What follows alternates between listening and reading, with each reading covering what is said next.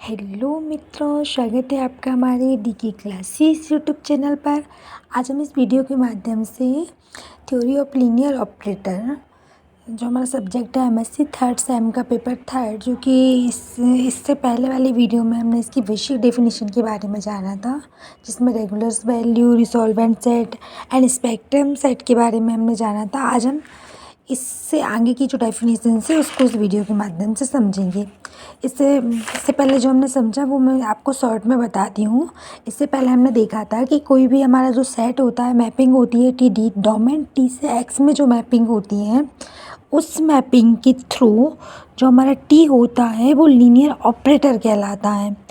Then यहाँ वहाँ पे जो हमारी वैल्यू लैम्डा हम लेते हैं, उसी लैम्डा वैल्यू को रेगुलर्स वैल्यू कहते हैं। देन इसी रेगुलर्स वैल्यू को आइगन्स वैल्यू भी कहा जाता है, पर उसकी अलग कंडीशंस होती हैं। तो इस वीडियो में हमने ये देखा था कि यदि यहाँ पे 3 कंडीशन सेटिस्फाई होती है, आर लैम्डा टी एग्जिट्स करता है, बाउंडेड होता है और वो किसी डेंस सेट के लिए डिफाइन होता है, तब हम इससे तीनों की जो सेट बनता है, जो ये जो वैल्यू है ना हमारी, वो रेगुलर्स वैल्यू कहलाती है। और इसके सेट्स को रिसोल्वेंट सेट कहा जाता है, जिसे कहते हैं द रिसोल्वेंट सेट रूटी of T is the set of all regular value lambda, मतलब लैम्डा की सारी वैल्यू का सेट, जिसे हम किससे रोटी से नोट करते हैं। और रोटी के कॉम्प्लीमेंट को कहा जाता है स्पेक्ट्रम कहा जाता है।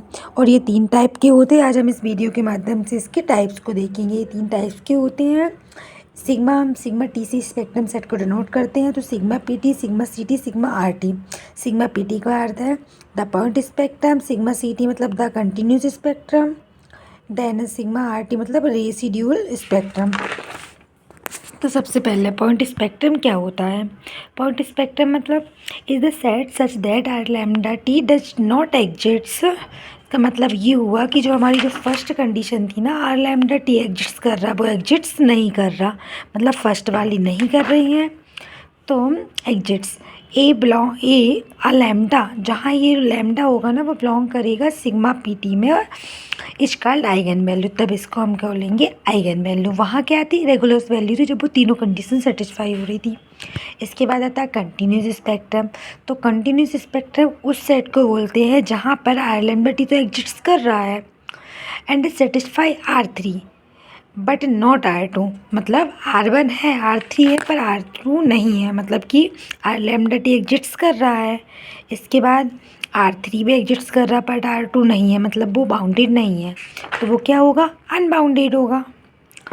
फिर इसके बाद आता है द रेसिड्यूअल स्पेक्ट्रम। इसमें क्या होता है? इसमें भी हमारा आर लैम्डा टी एग्जिट्स करेगा, पर मे बी बाउंडेड और नॉट, मतलब बाउंडेड हो सकता है और नहीं भी, but does not satisfy R3। इसका मतलब ये हुआ कि ये तो सेटिस्फाई कर रहा है, ये हो भी सकता है, नहीं भी हो, ऐसा हम कुछ नहीं कह सकते, पर हमारा थर्ड नहीं करेगा।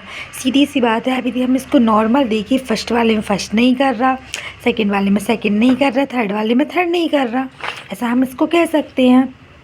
तो ये तो हो गए तीनों spectrum. Then the union of spectrum and resolvent set. Spectrum मतलब ये जो सिग्मा टी थी, और सिग्मा टी किस किस का वो यूनियन होता है, तो ये तीनों का यूनियन होगा। तो इसको हम सी इक्वल टू रोटी यूनियन सिग्मा टी, और सिग्मा टी को अलग अलग लिखेंगे, sigma P T union of sigma C T and union of sigma R T. तो ये चीज़ हम इसको ऐसे लिखेंगे, C is whole complex plane. तो सी को क्या कहा जाएगा? होल कॉम्प्लेक्स प्लान कहा जाएगा। ये ऑब्जेक्टिव टाइप में भी पूछ सकते हैं, इसलिए आप ध्यान दीजिएगा। इसके बाद आता है क्लोज सेट, बाउंडेड सेट, जो कि बेसिकली है कि क्लोज सेट हम किस चीज़ को बोलते हैं? If it's contain all it's limit point. उस सेट को हम क्लोज सेट कहते हैं जिसमें उसके सारे लिमिट्स पॉइंट कंटेन कर रहे हो। For example, the interval 0 1 is closed because it include both end points 0 and 1। इसका मतलब ये हुआ कि ये 0 1 भी इसी में इंक्लूड हो रहे हैं, इसको क्लोज्ड बोलेंगे। वहीं बाउंडेड की बात करें तो a set S subset equal to R N, मतलब ऐसा हमारा क्या है? आर एन का सबसेट है, बाउंडेड। कब होगा? If there exist a real number, हमारे पास कोई एक ऐसा नंबर होगा जो 0 से बड़ा होगा, such that norm of X is less than equal to M. तब उस एक्स का नॉर्म लेंगे वो हमेशा लेस देन होगा या इक्वल होगा एम के for all X belong to X के लिए। किसके? यदि एक्स का हमने कोई भी एलिमेंट्स ले लिया और उसका नॉर्म निकाल लिया, वो हमारी रियल नंबर से हमेशा क्या होना चाहिए? लेस देन होना चाहिए, तब हम उस सेट को कहेंगे bounded set. For example 0 1 is bounded, क्योंकि ये बाउंडेड है, ये इसी चीज़ में बिलोंग कर रहा है ना हमारे रियल नंबर में। रियल नंबर हमारा 0 से स्टार्ट होता है ना, तो ये पूरा का पूरा इसमें रियल नंबर रियल लाइन में बिलोंग कर रहा है, तो हमने कह दिया ये क्या है? बाउंडेड है। इसके अलावा मैं आपको आइगन्स वैल्यू बहुत सारे डेफिनेशन से वो हम इस वीडियो के माध्यम से देखेंगे। जैसे कि अब देखो आइगन वेक्टर, इसको मैं एग्जांपल से भी बताऊंगी, पर अभी आप नॉर्मल देख लो कि हमने अभी इससे पहले वाली वीडियो में क्या देखा, स्पेक्ट्रम में देखा था ना कि आइगन वैल्यू किसको बोल रहे थे? लैम्डा को बोल रहे थे। X is called eigen vector, lambda is called eigen value. कैसे?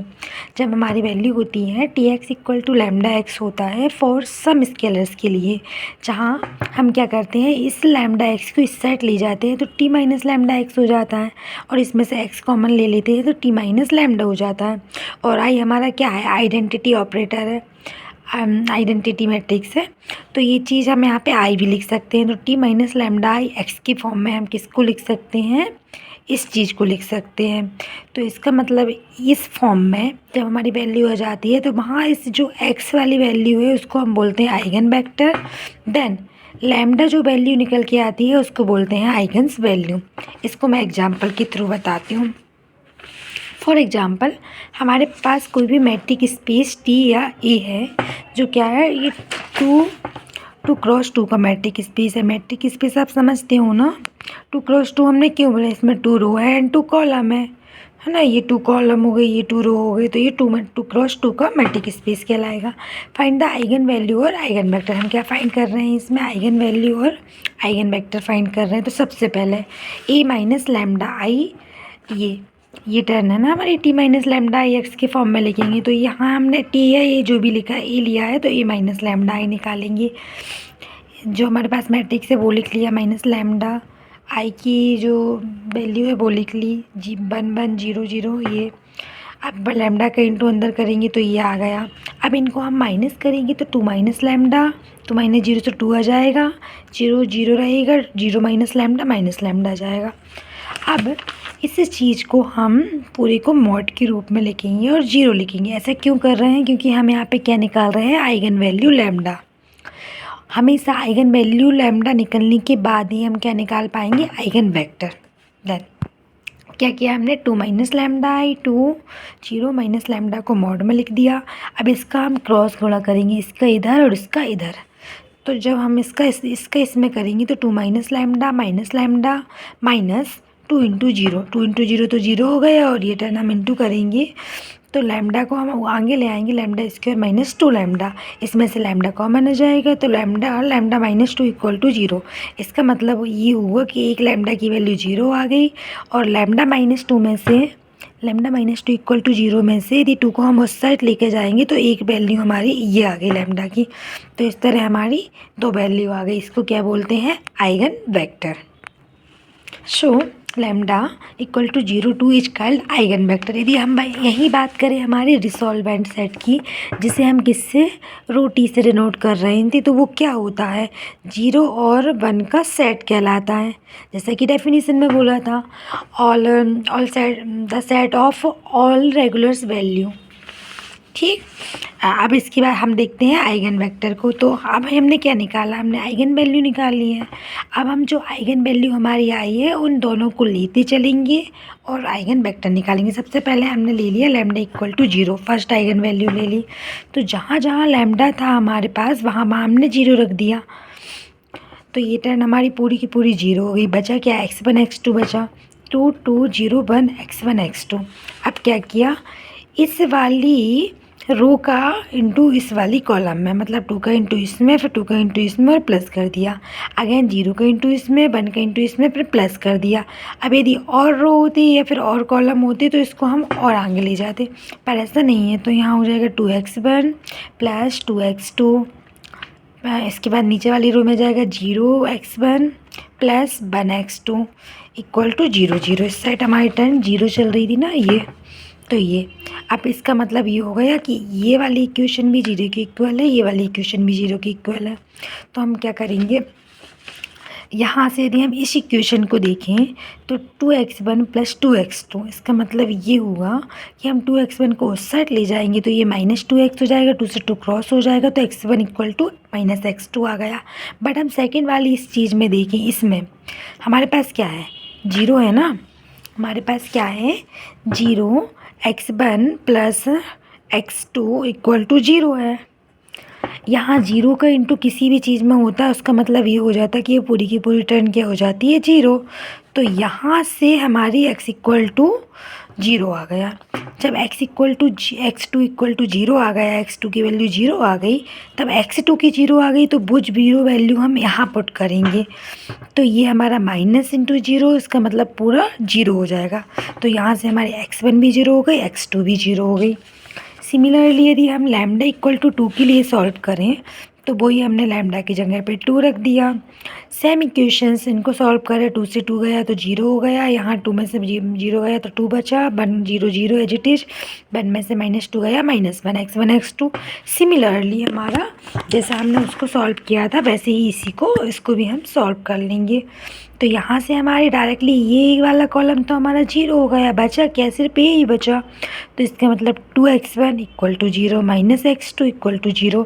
अब जब -x2 = 0 है तो x2 भी 0 हो गया, और x2 तो वैसे भी इससे भी 0 मिल रहा है, इसका मतलब x1 x2 = 0 0। तो ये वैल्यू हमारी क्या कहलाती है, आइगन वेक्टर्स। अब आई होप कि आपको अब अच्छे से समझ आया होगा। यदि आपको हमारी वीडियो पसंद आती है तो आप हमारे चैनल को सब्सक्राइब कीजिएगा, लाइक कीजिएगा। Thank you.